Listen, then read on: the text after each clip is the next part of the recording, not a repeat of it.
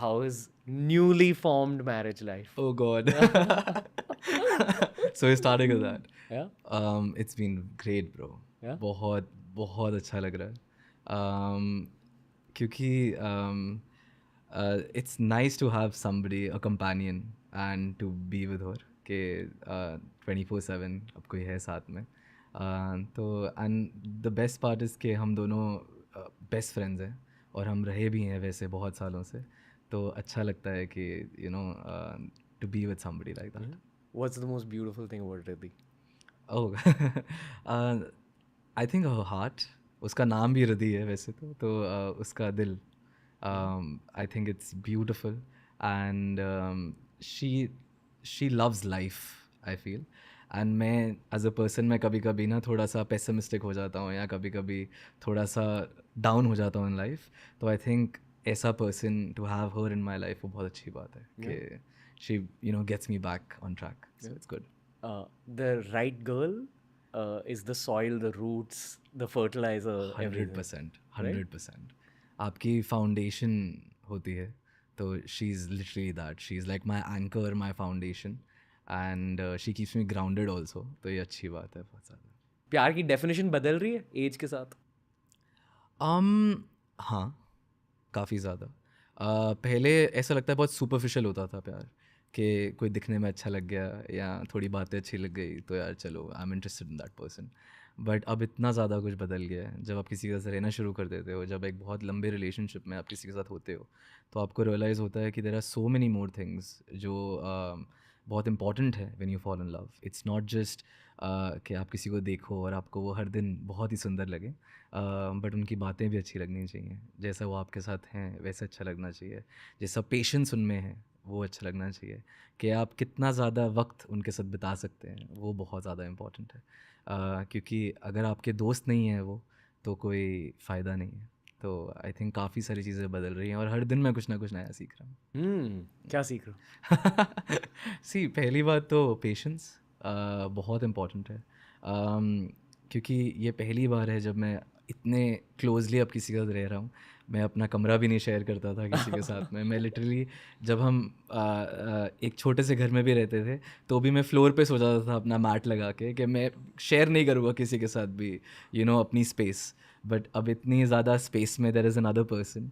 तो अच्छा भी लग रहा है. It's amazing. I am learning also how to like be in that position and yeah it's amazing. आप एक्सप्रेसिव लड़के हो? काफ़ी ज़्यादा. कॉन्वर्सेशनली एक्सप्रेसिव भी हो? हाँ, बहुत ज़्यादा in fact. Both positively and negatively also. अगर मेरे को कोई चीज़ बहुत अच्छी लगती है तो मैं आई मेक श्योर कि मैं बताऊँ कि मुझे बहुत ज़्यादा पसंद है चीज़. और अगर मुझे कोई चीज़ ना पसंद है तो भी कभी कभी शायद ना नहीं बताना बेटर होता है, बट मैं फिर भी बोल देता हूँ कि मुझे ये पसंद नहीं है. तो मैं काफ़ी एक्सप्रेसिव हूँ ऐसे. यार मैं मानता हूँ कि एक पॉइंट के बाद ना, अगर आपकी एक सीरियस रिलेशनशिप है तो आप अपने पार्टनर के लुक से अट्रैक्ट नहीं होते हो. लुक्स का फैक्टर फेड अवे हो जाता है, बट अदा से अट्रैक्टेड हो जाते हो और उनके प्रेजेंस से अट्रैक्टेड हो जाते हो. एग्जैक्टली. प्रेजेंस में ही हीलिंग होती है. हीलिंग मिली है आपको? बहुत ज़्यादा. क्योंकि हम लोग काफ़ी टाइम से दोस्त हैं और हम साथ में भी अब हो चुके हैं कुछ साल. एंड नाउ शादी को आई थिंक 5 या 6 महीने हो चुके हैं अब. तो जितना मैं वक्त उनके साथ ज़्यादा गुजार रहा हूँ मेरे को उतना ही ज़्यादा आई थिंक मैं इम्प्रूव हो रहा हूँ अपनी ज़िंदगी में. जैसे मैं कह रहा था कि मैं कभी कभी थोड़ा पेसिमिस्टिक हो जाता हूँ, कभी थोड़ा सीरियस हो जाता हूँ लाइफ में. कभी कभी स्ट्रेस भी बहुत ज़्यादा बढ़ जाता है. यू अंडरस्टैंड कि ये industry is not easy at all. तो व्हेन यू हैव समबडी जो who can lighten the mood, जो आपको एक बेटर पर्सपेक्टिव दे सकता है, तो I think that is very I think healing that way. कि आप हर दिन उठते हो with more motivation, with more happiness कि या you will face the world and आपके साथ में कोई और है भी जो आपकी मदद भी करेगा वो करने में. तो that is definitely very beautiful and very healing. Anoop Jain की बातों की वजह से गूज़बम्प्स गूज़बम्प्स वाली बातें, गूज़बम्प्स वाले लिरिक्स. मैं खुद भी यही कहने वाला था. कैसे लिखते हो यार इतने डीप लिरिक्स? यार मैं ना सबको ये समझाता रहता हूँ कि मैं एक बहुत सिंपल इंसान हूँ And I think we've now spent a little bit of time together, and I think you can also understand that कि मेरी ज़िंदगी भी बहुत सिंपल है. काफ़ी चीज़ें बदल गई हैं मगर अभी भी सिंप्लिसिटी वैसी है ज़िंदगी में. तो आई थिंक जब आप ऐसी ज़िंदगी में जी रहे हैं जहाँ पर आप इतने ग्राउंडेड हैं, मतलब आपको ज़िंदगी ने और दुनिया ने इतना ग्राउंडेड रखा है, तो आई फील दैट जो आप लिखते हैं वो दूसरे लोगों के साथ रिलेट भी करेगा. तो आई थिंक रिलेटेबिलिटी तो शायद वहीं से आ जाती है, क्योंकि मेरी ज़िंदगी कोई ऐसे डिफरेंट नहीं है from anybody else who is living out that. And talking about lyrics, मैं हमेशा से एक बहुत क्रिएटिव इंसान रहा हूँ. मतलब not just in terms of music, मैं पहले आर्ट में भी काफ़ी ज़्यादा इन्वॉल्व था. मैं पेंटिंग करता था, मैं स्केचिंग करता था, I used to do poetry. मैं क्या नाम है, स्टोरीज़ भी लिखता था. इनफैक्ट मैंने पेपर पे स्टोरीज़ लिख के प्रिंट आउट्स निकाल के बेची भी हुई हैं. ये मेरा बचपन रहा है बेसिकली. तो हम बहुत ज़्यादा लाइक हमारे घर में भी हम सब लोग बहुत ज़्यादा क्रिएटिवली इंक्लाइन थे.